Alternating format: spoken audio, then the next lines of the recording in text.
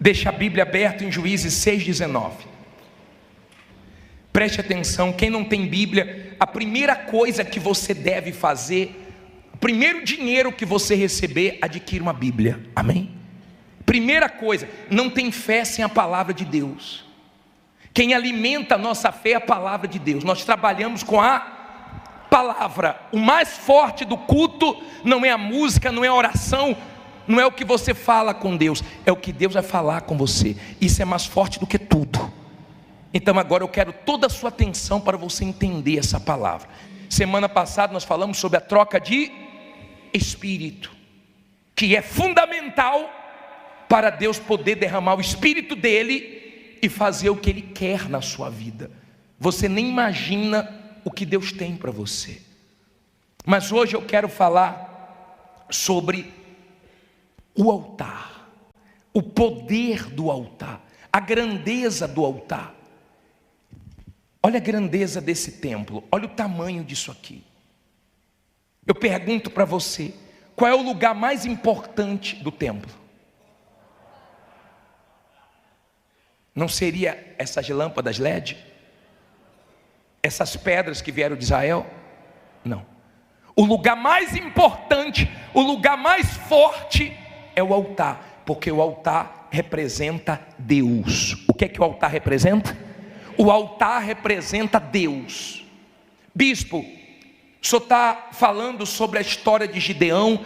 Nós semana passada nós meditamos na miséria, na derrota que Israel vivia. Não era assim? Eles vinham de 40 anos de vitórias. Em 7 anos perderam tudo. Porque quando Deus sai e o diabo entra, tudo que você demorou para conquistar, você perde rápido. Então eles estavam bem, mas eles cometeram um erro. Qual foi o erro que eles cometeram? Eles desagradaram Deus. Eles fizeram altar de Baal e tiraram o altar de Deus. Para você entender a gravidade disso, é como se eu pegasse a minha vida e me curvasse perante aqueles demônios que Deus bota de joelho. Você já viu demônios manifestar na igreja? Quem já viu? Você já viu espíritos malignos manifestar aqui? Em nome de Jesus eles caem de quê? De joelho. Nós falamos em nome de Jesus, coloque as patas para trás, eles colocam. Em nome de Jesus, bate cabeça para a gente, eles batem. É como se eu pegasse e esquecesse do Deus que venceu eles e me curvasse para eles. Os inimigos que Deus deu a vitória a Gideão tinham os deuses deles, e Israel trouxe esses deuses para dentro de Israel, e eles se curvaram para Baal e deixaram o altar de Deus. Não tinha altar, diga, não tinha Deus. Diga, onde não tem o altar, não tem Deus. Você não vê um testemunho grande na Bíblia, você não vê um testemunho forte na igreja que não tem altar. Você não vê. Você vê pessoas alcançando coisas pequenas, respostas, mas você não vê algo grande, inaudito, forte, se não tiver o quê? Altar. Vamos ler o 6,19. Vamos ler. Diz assim, Juízes 6,19. E entrou Gideão e preparou o quê? Um cabrito e os pães ázimos de um efa de farinha. A carne pôs num cesto e o caldo pôs numa panela. E trouxe-lhe até debaixo do carvalho e lhe ofereceu. Olha para mim, por favor. Não olhe para a Bíblia agora não. Não tinha altar. Então Gideão, quando o anjo apareceu, ele estava revoltado, malhando trigo, e o anjo apareceu e mandou ele ir naquela força dele, e ele começou a se menosprezar, a se diminuir, e Deus teve que descer, Deus teve que ter paciência, Deus teve que dar sinais, Deus teve que conversar, até ele enxergar que o problema era com o povo e com ele, o espírito dele precisava ser mudado. Quando ele entendeu isso, então Deus pôde trabalhar com ele. Quando ele foi buscar uma oferta, oferta e preparou um cabrito. E os pães, ele veio oferecer e ele ia colocar no chão, debaixo do carvalho. Aí no 20 o anjo pediu para ele não fazer isso. Olha o que o anjo falou. Diz assim, versículo 20: porém o anjo de Deus lhe disse: toma a carne e os pães ázimos e põe-os sobre esta pedra, né? E derrama-lhe o caldo. E assim fez. Olha para mim, por favor. Não olhe para a Bíblia agora não. O anjo disse assim: Gideão, não põe no chão, não. Coloca naquela pedra ali, coloca na penha, coloca no altar. Não é no chão. Ele estava mostrando o seguinte: toda essa miséria é porque não tem altar. A falta de altar fez Deus deixar vocês nessa situação. Não tem altar, não tem Deus. Agora entenda, não é a situação que você tem que ficar olhando, porque situação muda. Há quem chegou aqui endividado, hoje está com dinheiro sobrando. Há quem chegou aqui humilhado, hoje está dando testemunho. Há quem tinha nome sujo, hoje tem nome limpo. Há quem morava de favor, hoje tem várias propriedades. Você pode hoje estar mal e amanhã está aqui contando vitórias. Situações, Deus muda, porque Deus é poderoso. Entenda, Deus, Ele não tem problema com o nosso lado de fora. Deus não fica assim, ó, meu Deus, o que é? Deus não fica assim, ó, o que é que eu vou fazer para ajudar ela, para tirá-la da mão da agiota, para tirá-la do aluguel, para tirá-la da humilhação, o que é que eu vou fazer? Eu não sei o que fazer para mudar a vida dela. Deus não faz isso. Deus não tem problema com os nossos problemas. Os nossos problemas podem ser muitos para nós, pode parecer grande para mim, para você, mas para Deus não simboliza nada. Deus não fica nervoso. Deus hoje está de cabeça quente, agitado, porque Ele não sabe como me ajudar. Não existe isso. A coisa mais fácil para Deus é virar o jogo, é abençoar uma pessoa. O lado de fora, os inimigos, para Deus nunca representou nada. Tanto é que nós falamos semana passada que Deus atingiu o faraó com piolho, com pulga, com mosca, com coisas insignificantes para poder humilhar. Deus deu a vitória a Ezequias com um anjo, mostrando o seguinte: Israel, o problema de vocês nunca foi o lado de fora, o problema de vocês é o lado de dentro, é comigo. O espírito de vocês agora não está me agradando. Nós somos do mundo da fé, nós cremos na palavra de Deus, e a partir do momento que você tiver o altar de pé, você vai ver que Deus continua o mesmo. Amém? Ele continua o mesmo. Não olhe para as circunstâncias, porque as circunstâncias de Deus mudam, as circunstâncias de Deus transforma. Agora entenda, no capítulo 6, no versículo 26, diz assim, 6:26, olha o que Deus pede para ele. Olha o que Deus pede. Juízes 6:26. E edifica ao Senhor teu Deus o quê? Um altar no cume deste lugar forte, num lugar conveniente, e toma o segundo boi e oferecerás em holocausto com a lenha que cortares no bosque. Olha para mim, por favor. Deus falou para Gideão: agora vai para o monte, porque vocês estão se escondendo no monte. Monte não é lugar de se esconder, monte é lugar de resposta. Vocês estão no lugar certo, fazendo a coisa o quê? Errada. E tem gente que chega na igreja, mas não chega no altar. Ela não entende a grandeza do altar, e o altar não vai até você, é você que vai ao altar. Lembra que Davi falou no Salmo 43, no versículo 4? Você lembra dessa passagem? Irei ao altar, que é a minha grande alegria. Irei ao altar. Quem é de Deus tem prazer de ir no altar. Quem é do altar nunca vira as costas para o altar. Quem é do altar pode não estar enfrentando problema nenhum, mas ela sacrifica para mostrar que ela sempre depende de quem? De Deus, e que Deus está sempre acima dela. Deus disse assim, ó, Gideão, você vai quebrar o altar de Baal. Eu quero que você quebre o altar de Baal, e eu quero que vocês pensem naquilo que vocês estão fazendo que desagrada a Deus. Abra mão do que está desagradando a Deus. Abra mão, quebre o altar de Baal, quebre. Porque se você quer Deus, você tem que saber de que lado você está. Você tem que saber o que é que você quer. Quando eu me converti, eu entendi, eu demorei, mas eu disse o seguinte: quando eu me entregar, eu vou me entregar para valer. Eu vou escolher um lado, mas eu não aceito ser mais um não, Deus tem que ser comigo. Então, por favor, quebre o seu altar de Baal. Veja o que desagrada a Deus. Levanta um altar para mim, lá no cume do monte, no lugar forte. Leia de novo aí. Um lugar o quê? Olha que bacana, ó. Edifica ao Senhor teu Deus um altar no cume deste lugar forte. Olha aqui para mim. Altar é que traz um casamento forte. Altar é que traz uma saúde forte. Altar é que traz uma vida espiritual forte.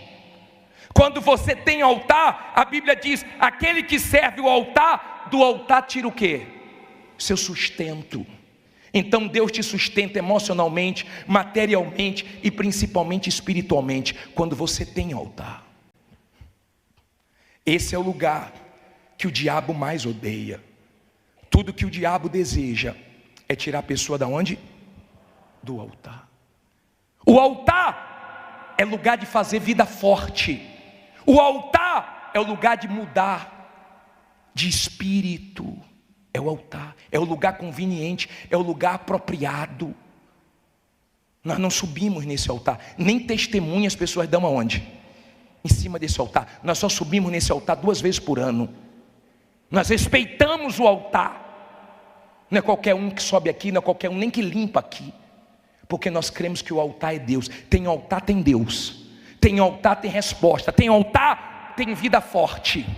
Não tem altar, não tem vida forte. Amém? Agora entenda, por favor. Se você for agora em Juízes 8, versículo 4. Vamos lá. E como Gideão veio ao Jordão, passou com os 300 homens que com ele estavam, já cansados, mas ainda o quê? Perseguindo. Quando você tem espírito é assim, ó. Você está cansado. Tem gente que está cansado, mas está aqui na vigília. Ela está cansada. Hoje foi um dia de guerra, mas ela está aqui lutando, perseverando. Ela está cansada, está com sono, mas está resistindo, porque ela quer vencer. Amém? E Deus vê o nosso espírito, ou não? Deus vê. Eu falei para vocês que lá na Ucrânia, os nossos pastores ficaram, está lá na guerra. Sabe por quê? Porque do espírito do pastor, o bispo não forçou não, o bispo falou, pode voltar. Ele falou, não, eu vou ficar aqui lutando por esse povo, porque tem o quê? Espírito, é esse espírito que agrada a Deus. Nós não temos espírito fujão não, nós temos o espírito da fé que agrada a Deus. No momento em que Gideão entendeu isso, ele que dizia, ai quem sou eu? Ele disse, olha para mim. Ele trocou o ai pelo vai. Ai é murmuração, reclamação, vai é ação. Eu quero ver você agindo. Eu não quero ver você de braços cruzados, nem esperando por ninguém. Eu quero ver você agindo. Aí no versículo 5 diz assim: ele vinha com os 300 com fome. E diz assim, 8 versículo 5. E disse aos homens de Sucote: dai, peço-vos, alguns pedaços de pão ao povo, que segue as minhas pisadas, porque estão cansados. E eu vou ao encalço de Zeba e Salmuna, reis dos medianitas. Porém os príncipes de Sucote disseram: está já Zeba e Salmuna em tua mão, para que demos pão ao teu exército? Não deram não. Olha para mim por favor. Não respeitaram o Gideão não. Tinha 300 seguindo ele. Antigamente nem ele acreditava nele, mas quando ele venceu, os 300 seguiu ele. Quando você vence, as pessoas seguem você. Quando você não vence, sua voz não tem peso, não tem credibilidade. Sim ou não? Entenda por favor. Eles estavam com fome e ele pediu pão. Eles disseram: não vou dar não. Você já venceu os reis dos medianitas? Você já venceu? Enquanto você não vence é uma coisa. Ele falou: peraí, vocês vão ver. Eu não venci ainda, mas eu vou vencer. Porque quem tem espírito é assim. Não conseguiu ainda, mas sabe que vai conseguir. Diga: eu vou conseguir. Quem tem espírito não chegou onde quer, mas diga: eu vou chegar. Quem tem espírito pode não ter alcançado ainda o que deseja, mas tem certeza que está no encalço daquilo e vai chegar lá. Porque tem espírito. Ele conseguiu, tá? Ele pegou os 2 reis, matou os 2 reis e voltou para prestar conta com aqueles que não acreditaram nele. Isso não muda você. Quando você tem espírito, você não é uma velhinha que sopra e você apaga. Você é aquela brasa que quando assopram, você se acende. Quando te humilha, você fica mais aceso. Quando não levam fé em você, você vai em frente. E você mostra para essas pessoas que Deus é contigo. Quando você tem espírito. Quando você não tem espírito, você é fraco. Quando você tem espírito, meu caro, as humilhações é tudo vitamininha que vai te fortalecendo. É tudo vitamina no seu sangue. Agora, quando você não tem espírito, você murcha. Ele disse: não tem problema não, vocês vão ver que eu vou vencer e depois eu volto para a gente prestar conta. Agora, eu vou te ensinar mais uma coisa. Vá no capítulo 7, no versículo 20. 7, versículo 20. Diz assim. Juízes 7, versículo 20. Assim tocaram as 3 campainhas, as trombetas, e quebraram o quê? Os cântaros, e tinham nas suas mãos esquerdas as tochas acesas, e nas suas mãos direitas as trombetas, para tocarem, e clamaram. O que é que eles clamaram? Fala alto. Espada do Senhor e de Gideão. Peraí, olha aqui para mim. Mas eles não foram para a guerra com espada. As armas que eles usaram foram 4. Primeira arma, altar, Deus. Quem tem Deus pode ir para qualquer guerra que ela vence. Quem tem Deus pode ser pequeno que vence os grandes. Quem é Deus quem está com Deus faz a diferença. Eles tinham altar, eles tinham Deus. Segundo, a trombeta. Sabe o que é a trombeta? É isso aqui, ó. A palavra que a gente anuncia. Nós estamos tocando as trombetas. Nós estamos passando vida. A palavra de Deus é espírito e vida. Não é dinheiro que vai mudar a sua vida, é espírito. Quando você tem espírito e o espírito de Deus, meu caro, dinheiro, vitórias, patrimônio, tudo isso é consequência, porque você mudou do lado de dentro. Compreenda, por favor, o altar é Deus, a trombeta é o quê? A palavra. E o cântaro, bispo? Os cântaros somos nós. Que eles quebraram o cântaro. O povo estava resistindo a Deus. Eles quebravam pedra para se esconder nas cavernas, mas não se quebrava diante de Deus. Seja humilde. Se quebre diante de Deus. É Deus que vai te ajudar. Se humilhe diante de Deus, que a mão poderosa dele te exalta no tempo oportuno, na hora certa. Seja humilde. Conte com Deus, dependa de Deus. Amém? Quando você se quebra diante de Deus, você pode estar na pior situação, Ele te abençoa. Agora, por último, eles tinham o que na mão? Fogo. Esse fogo é o Espírito Santo. Quando você muda de espírito, Deus derrama o Espírito dele na sua vida. Sem o Espírito Santo, você pode estar cheio de dinheiro que você é pobre, mas com o Espírito Santo, as suas vitórias são consequência. Você pode, com o altar, com a trombeta, que é a palavra, com o espírito aquebrantado diante de Deus, com o fogo do Espírito Santo, você pode ir para qualquer guerra, que no final você vence. Quando você tem espírito, você tem força nos momentos mais difíceis da sua vida. Você crê no que ninguém crê, você acredita no que ninguém acredita. Você pode estar enfrentando qualquer desafio, qualquer momento de desespero, mas você está na fé, porque é do seu espírito.